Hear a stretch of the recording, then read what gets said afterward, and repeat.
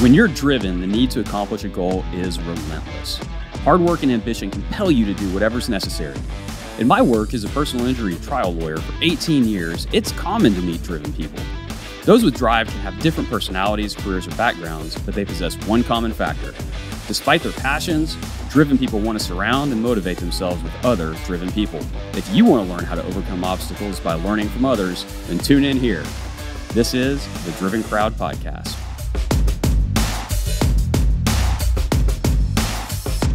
Thank you for tuning into episode 12 of the Driven Crowd Podcast, fueled by Snelling's Law. I am your host, Scott Snellings. I recall 26 years ago, I just moved into Penland Hall at Baylor University, and I walked down the hall, and there were these two guys that had their door open, and their room was already a wreck. We'd been there maybe 4 hours, and the room was just completely trashed. I stuck my head in and introduced myself, and I'm pretty sure that we were inseparable from that point on. Today, we're going to be talking with one of those guys, Jacob Thompson. He has been there for me time and time again, and this guy is my own personal hero. My best friend, my son's namesake, and the guy that saved my life. Jacob, welcome to the Driven Crowd Podcast. Well, Scott, I appreciate you having me on, and that's quite an introduction. I tell you what, I cannot believe it's been 26 years. I think 26 years ago, I don't think we would have ever thought we'd say things like, I've known you for 26 years. It's incredible, but it's a pleasure to be on. Thanks for having me. Absolutely, buddy. Thanks for taking the time and being here. I know you're a busy guy, so thank you very much. Let's get started at the beginning. You're an Oklahoma boy. Tell us about where you grew up, how you grew up, those kinds of things. Well, that's right. I'm from Shawnee, Oklahoma. I was raised by great Christian parents. I came to the Lord when I was 8 years old. Played high school football. Took my relationship with the Lord seriously. Ended up going to Baylor University where I met you. And then I kind of began kind of a period of wandering in my life. Kind of wandered away from the Lord. Would have never said I was wandering away from the Lord or that I was putting those things behind me, but it was definitely what I was living out in my life. So, well, hold on. I'm going to stop you right there because right after you met me, you started wandering, and I want to make the record clear that that's not my fault. Well, Scott, you've been a positive and no. Oh, no, I take full responsibility for some of the decisions I've made. And we don't have to talk about all those decisions I've made on this show. No, decidedly not. Decidedly not. So tell me, growing up in Oklahoma, you come from a larger family. You got 3 brothers and sisters. What was that like growing up kind of out, around the cattle? You have a big family who have a ranch. What was that like? What kind of lessons did you learn when you were a kiddo? We just were probably one thing that has probably helped me a lot in life is we were taught to work. Our dad gave us a really good work ethic. He was in construction, and I mean, from the time I was really young, he had me out there cleaning up job sites. And I remember one time I got busted sitting down, and I was in quite a bit of trouble. And then, 12 years later, my little brother Will was out there, and one time Dad and I were working on a house, and we look out the window, and he was carrying like one brick at a time and throwing it in the truck, kind of like I was, and we just burst out laughing. But that work, Dad had us working. We had the ranch. We were a close-knit family. My grandparents, we just loved and respected them. So we got the work ethic there, but we really just had a sense of extended family too, where they were like the patriarch and the matriarch of our family, and everybody loved each other. And they set the example. We loved our cousins. And so I was blessed with a truly wonderful childhood and really got to know what it means to have a loving family.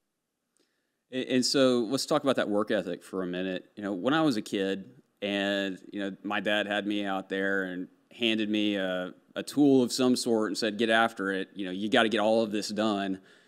I remember looking at it, say I was cleaning ivy off the fence or something that had grown up, and I look at the full length of that fence, I'm like, you got to be kidding me. And my dad would just kind of smile at me and say, just get started. Just get started. How would you deal with that on those days where you were out there and you saw that huge job ahead of you and just thought, you have got to be kidding me? Well, you know, it's funny that you bring that up, because as you were telling that story, it recalled to mind something that I did learn as a child, and I don't think I realized it. I was given several huge jobs in the Navy. Long story, we don't have time for that, but just some warehouse issues that were just almost insurmountable. And I remember I got to talk to a guy that was released from prison that was going to our church back in Woodward, Oklahoma, and he asked me some questions on work. And I know that I must have gotten it from these job sites, because these guys that would come in and like shingle houses and brick them, it was like they were chunking that stuff as far as they could. There'd be piles and piles on it. And I think what I always did, what I learned during those years, is I like to work downhill. So I always start with the thing I want to do least and the thing that I think is going to be the most challenging. And I start there and I work downhill. I work from the hardest things to the easiest thing. That way, if you start on the easiest thing and it just about puts you into the ground, you don't go, man, I haven't even gotten to those other things. So I kind of always describe it as working downhill. That's awesome. There's a book, I think we've talked about it on this podcast before, called Eat That Frog. Same premise. Is start with the thing that you really don't want to do, knock it out, get it off your list, and then go to the next thing that you really don't want to do. So you're working downhill all day, especially on a rainy Monday like what we have here today. Working uphill all day long is no fun. So starting uphill, working downhill, that's the way to do it. That's right. Recently, man, I was reading, it's actually in a Christian book, and the guy gave an example. It's a church planning book. Man, I wish I could remember what unit was, but they got dropped into Europe, and man, like this was World War II. A lot of these guys were injured. They had to be at a checkpoint 100 miles away in so many days. They're like, man, my feet, my shoes are worn out. I've got all these problems, and they're like, I can't do that, but I can walk the next mile, and then I can walk the next ridge, and then I can get to the next place we're going to sleep. And that's just how they did it. That's how mentally they had to look at it. And I think that's just a life principle is man, we've got a plan, and big plans really inspire me. But sometimes when we're intimidated, man, just hey, let's just tackle the first mile, cross the first thing off your to-do list, and then the next thing, and the next thing, and the next thing, and pretty soon you're there. And so as a kid, when you started off, with the hard things, is that something that your dad or your granddad taught you, or is this just something that you figured out? This particular one, I don't know if they taught me that or not. That might have been just a trial and error, being out there, just going, man, I probably had some things where I loafed and did this and that and did the easy thing, and it just didn't work out too well. So I think that might be just one of those that sometimes we're blessed that we just pick a few certain things up. But that's kind of a lot of work. So we go to college, we train to do these different jobs, but a lot of the stuff that you learn, you just get out there doing it. That's where a lot of life lessons are learned, kind of out in the field. Gotcha. So tell me this: how'd you end up at Baylor? Well, man, I could probably blame my brother for that. My older brother, Josh, he went to Baylor first, and I'd get to go down and visit. I get to visit his friends. There is probably not a ton more else behind that. It's supposed to be a great school. At the time, it was still a good deal back then. And I'm not sure about now. I haven't looked at tuition, but I remember it started really rocketing. That's kind of really how I ended up at Baylor. How did you end up at Baylor? I don't know if we're not talking about me. We're talking about you. Sounds to me like you went down there, you hung out with your brother Josh, you had a great time, and said, "Hey, this looks like the school for me." That's pretty much what happened. At that time, man, I was one of those kids that it took a long time for me to realize what I really wanted to do with my life. I was not one of those kids that was like, man, I'm going to be an engineer, a lawyer, I'm going to be a doctor. I really did not know. I was going to go try to, start a church. I just was not that kid. And that was a real issue for me. Um, and, so I probably have a kind of some advice for people there too. When you don't really know what to do with your life. Well, let's hear it. Well, when I was teaching Sunday school, so I believe that the Lord, if you're His and you seek Him with all your heart, He will get you where He has you to go. So I remember that we had a young lady there that was doing an internship. So she happened to be in Woodward. She was coming into our young adult Sunday school class. And man, this is what I told her. I was like, you don't find where you're going sitting around scratching your head thinking about it. A lot of times you just seek the Lord with all your heart and do the thing that's in front of you. Take the job you can get. As a matter of fact, a lot of times that's how you'll get your next job. People will say, hey, this is a hard worker, I want to recruit this person. But I think you start, you start with seeking the Lord with all your heart, and then you take the best job that's available when you don't know, or you go to the best school that you think makes sense, and you just start going, and you seek the Lord through those things, and then the Lord will get you to where you have to go. So I'm kind of a big person. Don't sit around waiting for it to fall in your lap. Well, I remember being at Baylor and you kind of going through these decisions, and you ended up in the accounting program of all things. I never saw that coming. I don't know if you saw that coming or not, but that's where you ended up. How did you pick that? Man, now this is probably where I probably could have used some more self-knowledge at that point. We went to one of those career fairs. I was kind of a person that I could make my grades without tremendous effort. And I don't think it's because it was an intellect thing. It was more of a game the system thing. I've always just kind of had an intuition on like what the professors were going to ask. I knew how to study. I don't know exactly how to explain that. So I could kind of make my grades. And we went to this career fair type deal, and there was a lawyer there with an accounting degree, and he talked to the different students, and I went up and talked to him after the little event, and he was like, yeah, I'd get your accounting degree, and I'd get your law degree. It's like, you do that, you can write your own ticket. But if I probably talked to family and friends and sought wise counsel, I probably would not have gotten into the accounting program. Hey, I made my grades. I got through the program. I had a decent GPA, but I was not passionate about accounting. And I didn't last. Well, you clearly didn't ask my wise counsel, because I think, or maybe you did, and I was just like, yeah, sounds great. I didn't know what I was doing either. Hey, we would have just been the blind leading the blind right there on that one. Yeah. Exactly. All right, so you graduate from Baylor. You go the extra year, so you got some sort of additional certification or something, didn't you? No. I basically graduated on time. I did an internship. Oh, that's right. Is the only reason I was there at a half year longer. So I basically graduated on time with an accounting degree. No additional certification. Gotcha. Yeah. And so then when you graduated, where did you go work? Worked for Arthur Anderson. Spent about a year there.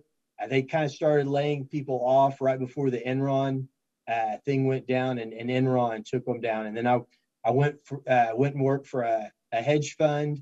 This was kind of a period of my life where I was not seeking the Lord at all. This was Jacob doing what Jacob wanted to do, and wanted the Lord to really kind of back my play. I basically was wanting to be God's guy, where I was like, hey, Lord, this is what we're going to do.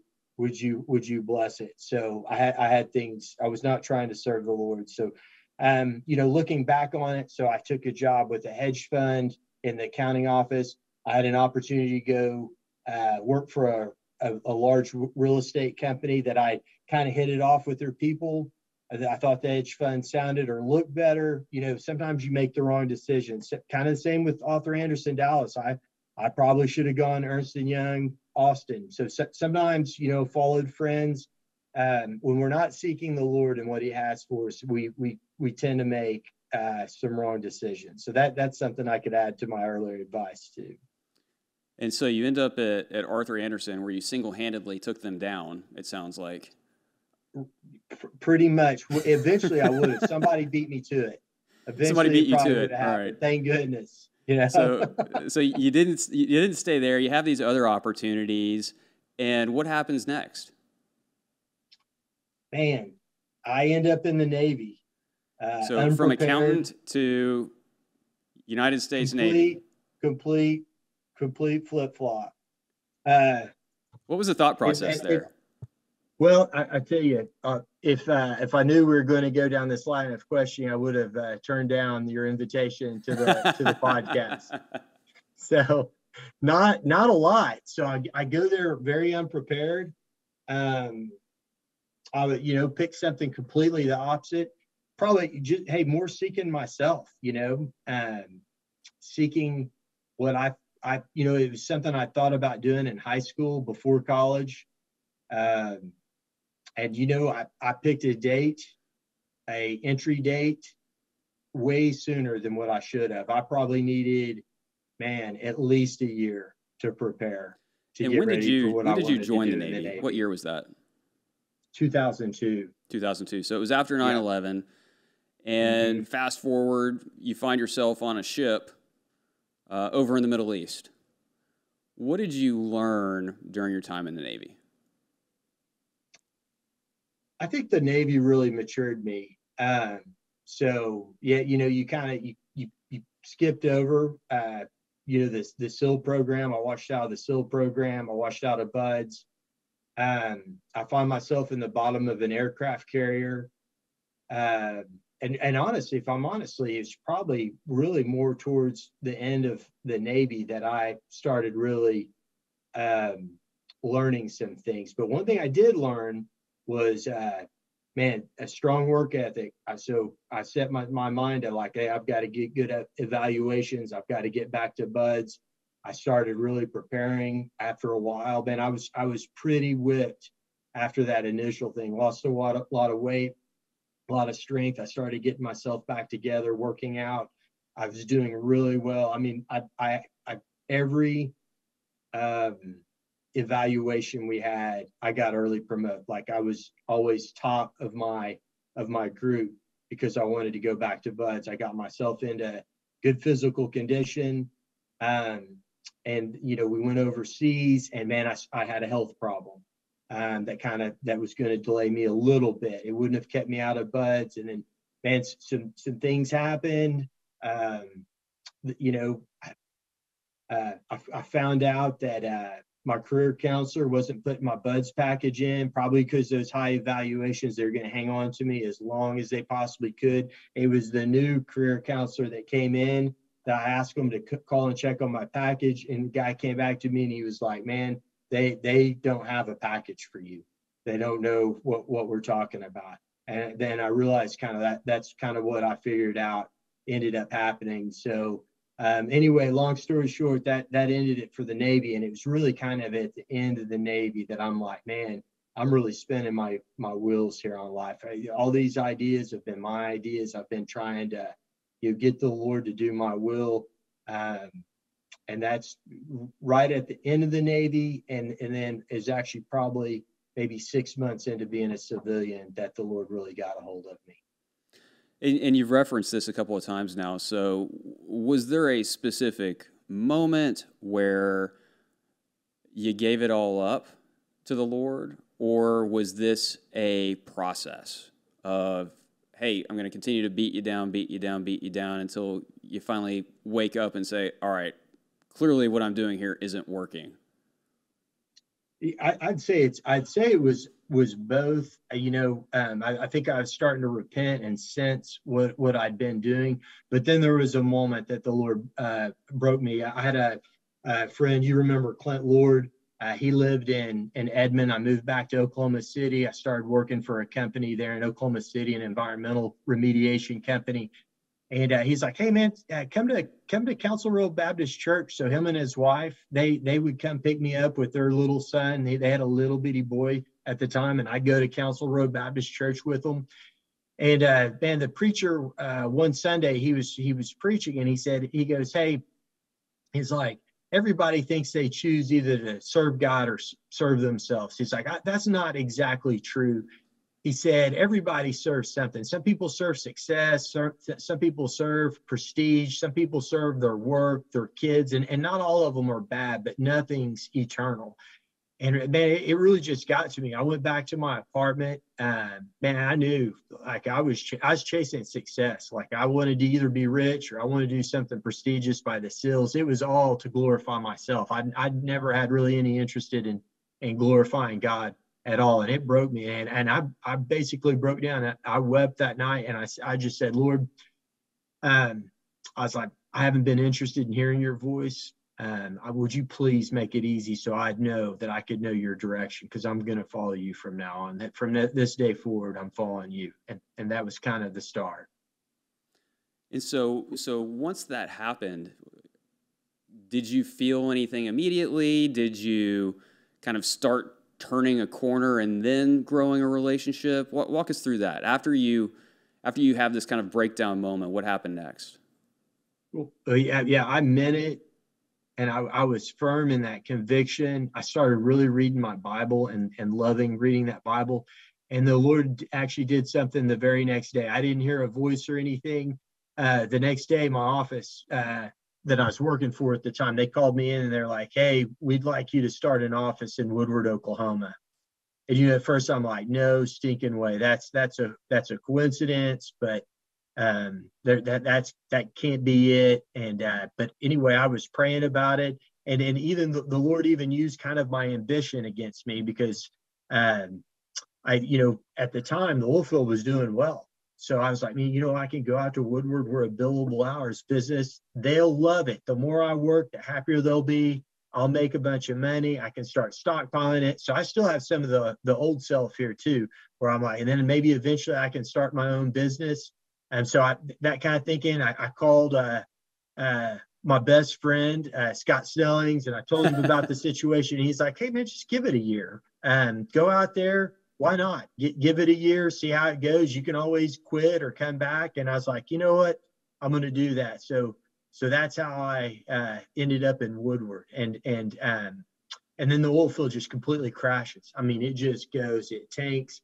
I'm doing sales calls. I'm trying to go see anybody I can, but I am so that part of it just completely goes against what I thought would happen. But I have never read God's word like that before, and been in prayer. And and I'm listening to these sermons. I'm hearing about these native missionaries in India, and my heart starts changing. I'm like, wow, man, you can like literally support one of these guys on like $60 a month. And I think my ambitions start changing from I want to be rich to like, man, I could really support God's kingdom. How can I do that? You and me just kind of keep going with that train of thought, kind of what happened? Absolutely. So it's rough for a few years. So I meet Carly. I get plugged in to a gospel preaching church of people that love the lost, people that really disciple their people. And the Lord just kept bringing me back to this church. I ended up becoming a member. I meet Carly. We start dating. We end up getting married. And a year after that, I went out on my own and started my own business, an environmental remediation business. And then a few years after that, we had, well, how many years was it? Man, it was a good number of years. Five years after that, we had Caleb, and then we had Hannah, and now we've got Cyrus. But the one thing I like to point out to people, that if you're the Lord's and you're disobedient, God's going to discipline you, but it's actually a blessing that God will bring you back. That if you've truly given yourself to him at some life, you can expect God's discipline. But when he disciplined me and I turned back to the Lord, that's when I literally gained my life. I went from, a bunch of career moves that didn't work out, washing out of the SEALs, serving on an aircraft carrier, just spinning my wheels, no wife. I'm 32 years old. Man, the Lord just broke me, got on my knees and repented. And that was the day I gained my life, because that's from that day forward, I had a relationship with the Lord. I started seeking him. I was praying. I was reading God's word. I wanted to do his will. I wanted to obey him. I began to love him. I actually, came to a point in my life where I knew what the psalmist meant when he said, a deer panteth for the water, I panteth for you, O Lord. And I knew what that really, truly meant in my heart, that I had a true love for him. And that's when I gained my life. And so you're going through all of this as the oil field crashes. You're finding your faith again. You're changing your life. The Lord's changing your heart. Oil field, as oil fields do, eventually comes back, right? Before it crashes again, it comes back. At what point did you decide, and why did you decide to go out on your own? Well, man, I had a really great. I'd always wanted to start a business, but my dad's self-employed. My grandparents, they're ranchers. They're self-employed. So I kind of come from a self-employed family. But I tell you, the person that probably at that time really helped me and influenced me the most was my father-in-law. He's a very intelligent, driven businessman. He has a lot of wisdom, and he's just for a while, even before we went out on our own, he'd kind of be like, "Hey, have you ever thought about doing this yourself?" And so we kind of have different discussions, and just all of a sudden, out of the blue, and I didn't know it at the time, but the owner of that business was starting to try to sell the business. I didn't know this at the time. So all of a sudden, just out of nowhere, he wanted everybody to sign a covenant to not to compete, a non-compete agreement, and really that's what pushed it, because at this point I was kind of one of the top guys. When we had a difficult situation like in Austin, or a place where it could gather media attention or anything, or there was a mess up and we had to turn a job around, they were sending me to those jobs. So I had a part in, technique and how to get things done, how to deal with people. And man, I was like, I cannot believe they're going to ask us to do that. And I just kind of talked to family and friends. I talked to a lawyer, and the lawyer in town was like, "Hey, just so you know, these things don't have any teeth in Oklahoma. You'd have a really hard time holding your feet to the fire." But he was also my Sunday school teacher, and he was like, "Hey, if you sign that thing as a Christian, you're making an agreement." I was like, "I agree." And so at that point, I kind of had some talk with some clients and different people that were using me, and friends and family, and it became kind of a common theme. One of the direct quotes was a guy. I called him and I was like, "Man, would you support me if I went out on my own?" And he was like, "Dude, we use your company because of you. Of course, we're going to support you. You know what I mean? I'll get you on the vendors list." And there's several of those like that. And it was still a scary time. And it takes a while to get on the vendors list. And you know how life is. A lot of people will tell you a lot of things until they really open up their wallet and spend the money. There's a business principle for you right there. But yeah, it worked out. I started with a really good client and had some more clients come in. And over time, we were actually very fortunate in, we made money immediately, and not everybody has that. So, and man, I had family support to help me get started with equipment, and a lot of encouragement, and that's how it happened. It's amazing to me, the different people that I speak to who have started their own business, whether it worked out or not. It seems so many of them come to that fork in the road, right? Somebody throws a gauntlet down, a decision has to be made, and that is always the decision point, right? Whenever they look back, they're like, yes, that point in time was when I had to decide if I was actually going to do it or if I wasn't.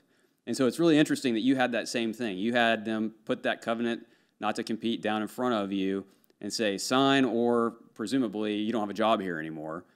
But it's not like that was out of right field. You know, that was something that you'd been thinking about this whole way, and that was just almost the kick in the pants to make the decision. I've had that, and several people have had that. Talk to us a little bit about not just the decision-making process, but internally, how did you deal with that?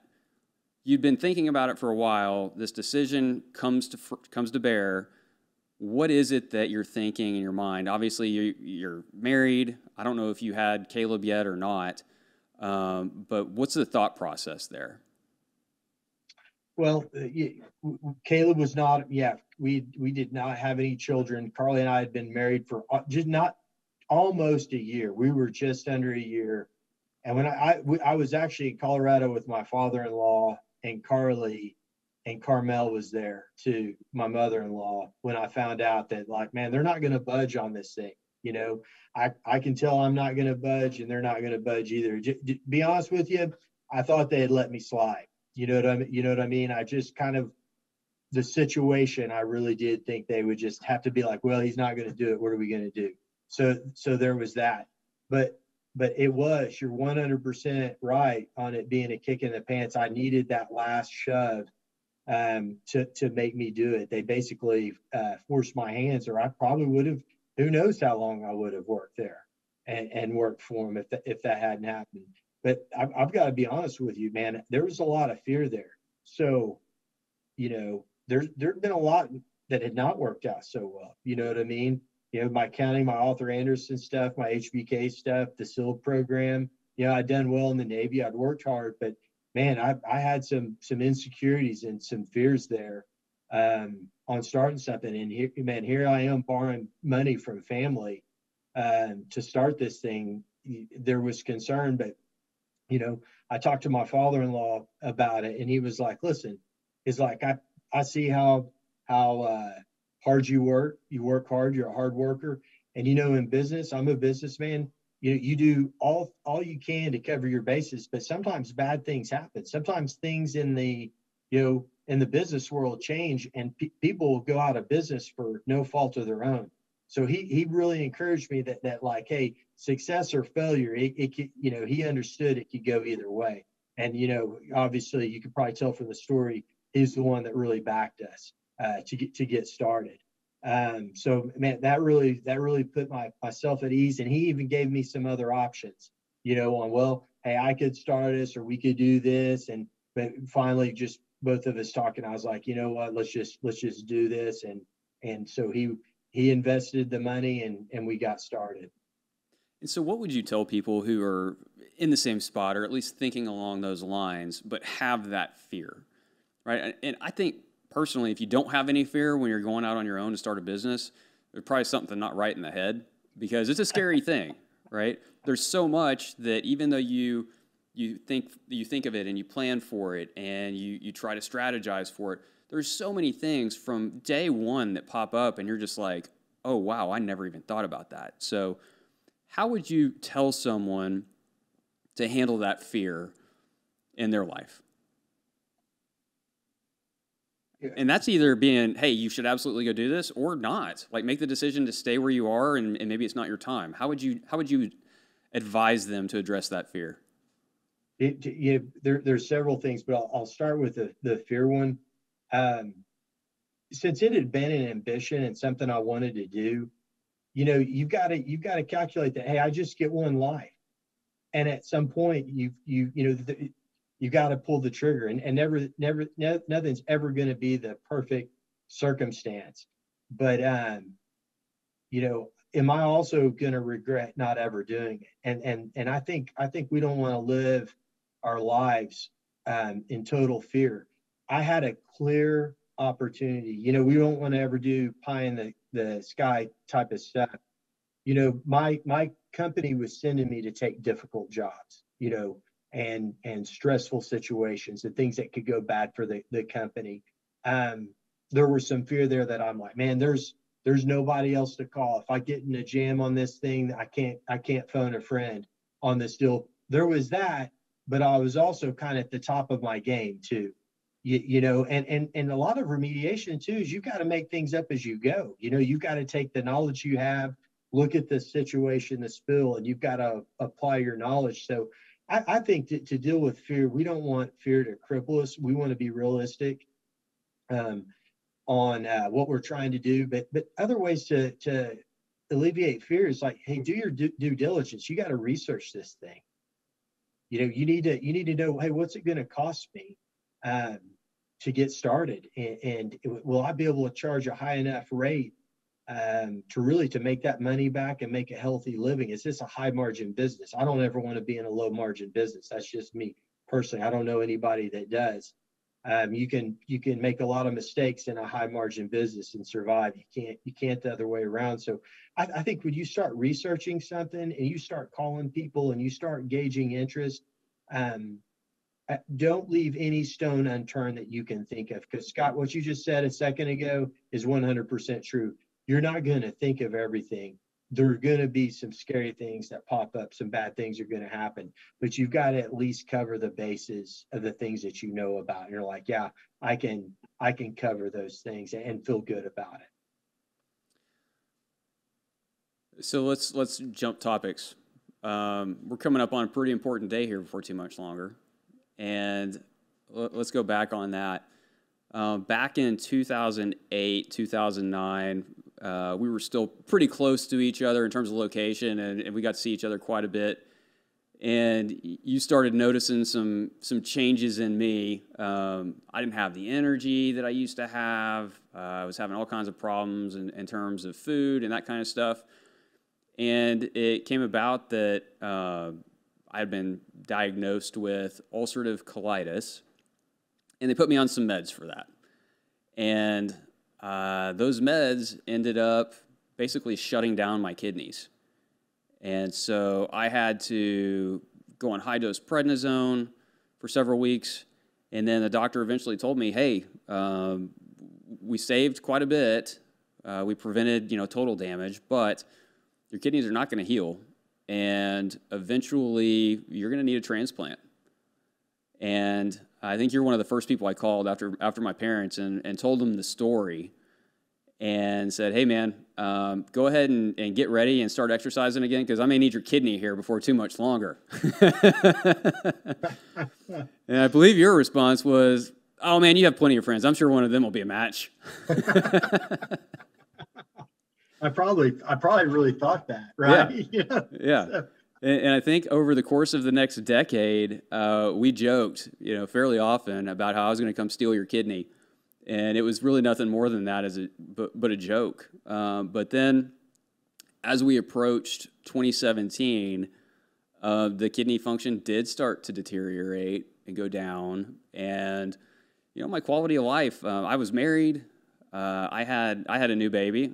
Olivia had been born, and it was a scary time. Jake had been born, maybe 9 months before.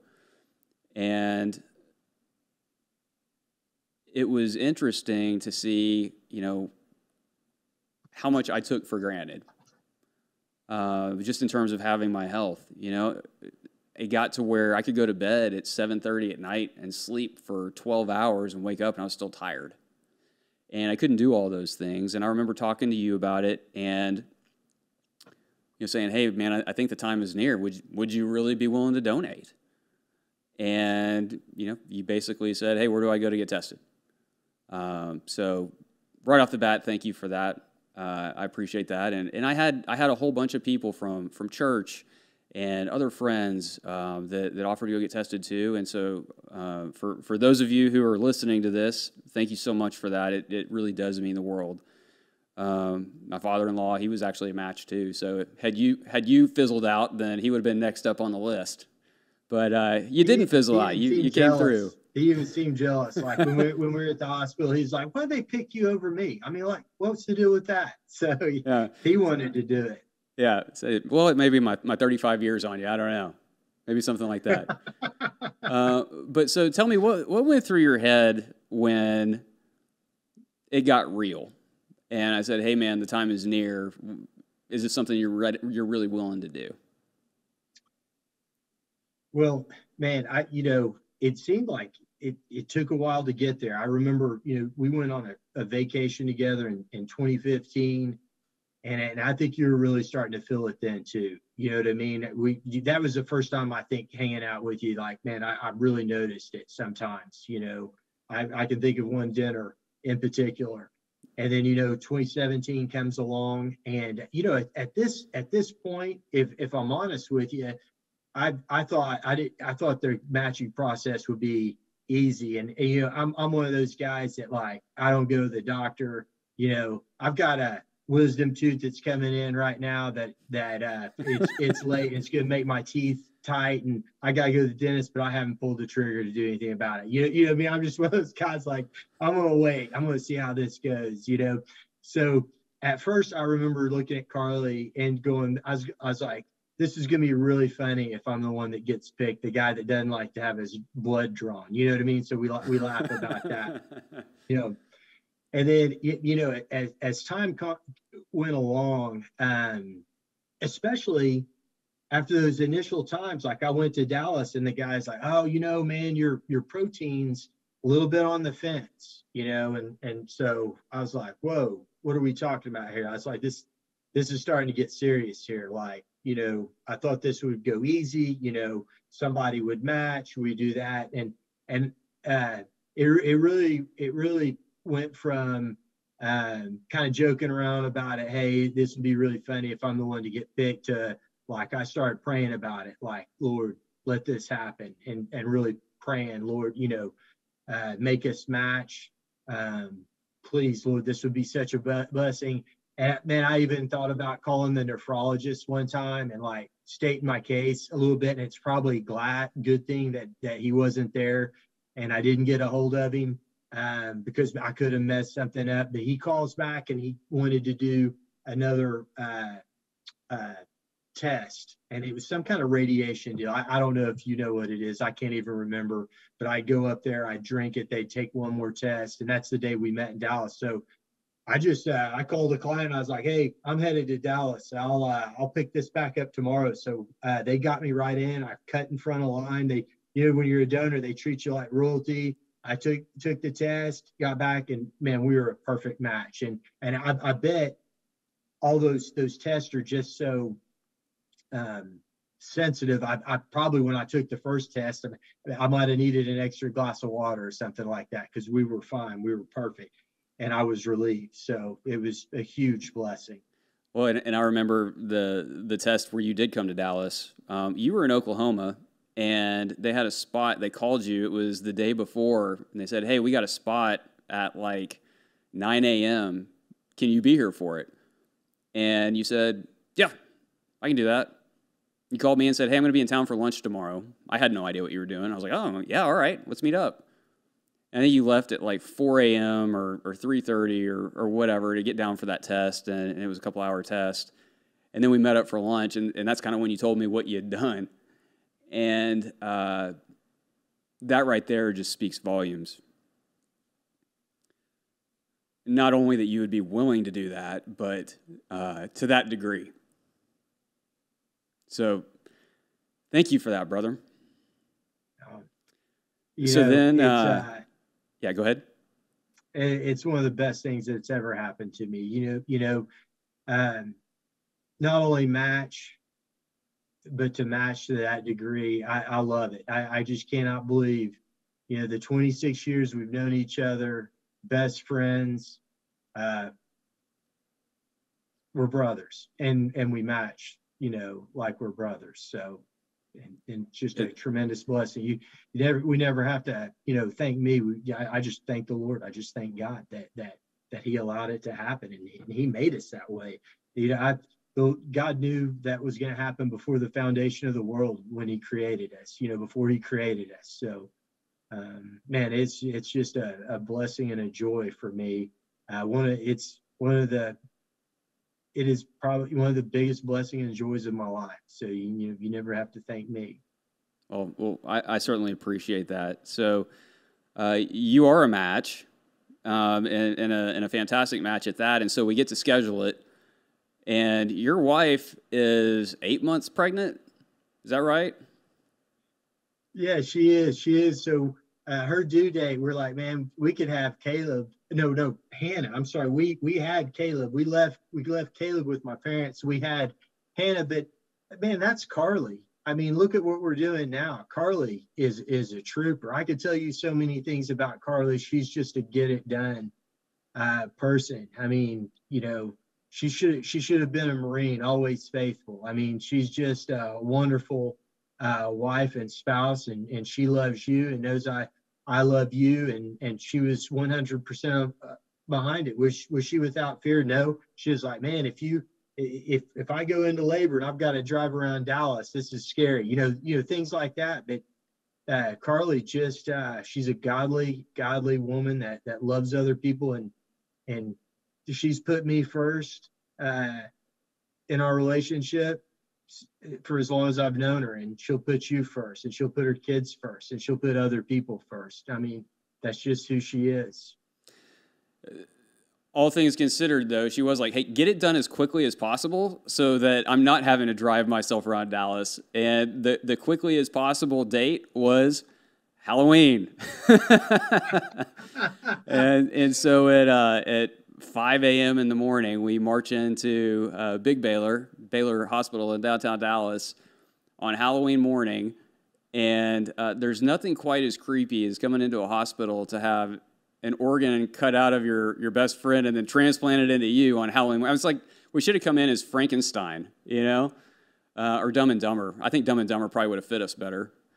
But it was an intense morning for sure. This is just something funny. I don't know if I've ever told you this before. What I worried about the most that morning? What's that? I was like, man, what if, going into surgery, I've never done this before. I was worried about my blood pressure because I knew if and I've never had a blood pressure problem. I'm not saying that. But I'm just like, if something's wrong, they won't go through with the surgery. And so, a few days before that, I was worried with it. Scott, the Lord just gave me some kind of peace. And Carly even still talks about that a little bit. Like, I wasn't really worried about it at all. I can be an uptight, kind of intense person at certain times, but my brother and sister-in-law, they came down from Woodward. They stayed in our hotel room that night. We got up, we went to that. I was truly, truly at peace that morning, that the Lord just did something to me that, like, I probably had the best blood pressure of my entire life. That it does seem weird that it's October the 31st. I think before the day, maybe I thought a little bit about that, but I don't know, man. I was just kind of Lord. I think that's just from the Lord, because I'm a person that doesn't like to go see the doctor. But that morning, I was just like, hey, this is going to be all good. I even remember joking with the nurses while they hauled me down to the surgery room that, hey, you want me to get up and help you guys push, because they were pushing me down there, before they knocked me out. And man, it was just, the Lord just kind of gave me a peace. Yeah, it's interesting you say that, because we haven't ever talked about that before. In fact, we put out a monthly newsletter, and I just told this story for the very first time in the newsletter. But I wondered, in the days leading up, like, hey, when's the panic going to hit, right? Is it going to be when I kiss my little ones goodbye because my parents were going to stay, or I think Sarah's parents were staying with them? Is it going to be when, I hug my parents, or when I kiss my wife before they roll back? And I never had it. In fact, I had the exact opposite. It's very, very vivid in my mind. When they were rolling me down that hallway, it was a long hallway. When they were rolling me down that hallway, I remember a sense of peace that I had never, ever, ever felt before. And it was this calmness, it was this peace, it was this confidence that everything was going to be fine. Not necessarily that the surgery was going to be a success. I didn't know. I mean, obviously I was praying for that. But that everything was going to be okay. That you were going to be okay. That regardless of what happened, it was just this transcendent peace that is just inexplainable. So I don't know if that's what you felt, but people have asked me before, why do you believe in God? How do you? There's no proof. You can't prove that. And I was like, well, I've experienced Him. And in that moment, that's the one that I always go back to. I mean, there's so many blessings in my life I can't even begin to explain. I mean, you being one of them. But it was that moment that really brings me back to, that's yet one more example of why I do believe. So, man, we are out of time. We are out of time. They're banging on the windows here at the studio telling me, stop. Enough. So, last words. What do you got for me before we head off? Yeah, the peace of God that surpasses all understanding, and, the Lord will guard our hearts and our minds, and that we can seek Him and we can call upon His name. And you're right. The Bible, that doesn't mean that we will live or die or this or that will happen, but we're in Christ, and He'll uphold us with His righteous right hand, and we can call upon the name of the Lord. And most people that don't have that pleasure and that joy, they don't have that relationship. So I just want to encourage anybody, to read the Gospel of John and just ask Him, be like, hey, God, if you're real, will you show me? That's what I'd like to challenge anybody to do that's listening to this podcast. And we didn't get to touch on this, but tell us quickly about Northeastern Bible College. Northeastern Baptist College. Man, we are a really small organization. The Northeast is very lost. A lot of statistics say in Vermont, like 2% of the people would say they have a relationship with Jesus Christ. And so we are trying to raise up people by giving them a college education and graduating them debt-free so that they can go minister to people all over New England, but especially Vermont and New Hampshire and these lost states, and not have to worry about paying back a college education. So that's what we're all about, is really wanting to see the Northeast one for Christ and the world. And that's Northeastern Baptist College. Okay, Northeastern Baptist College. So check it out online, y'all, if you're interested. And Jacob, thank you so much, man. I love you, brother. I love you. Thanks for having me. All right.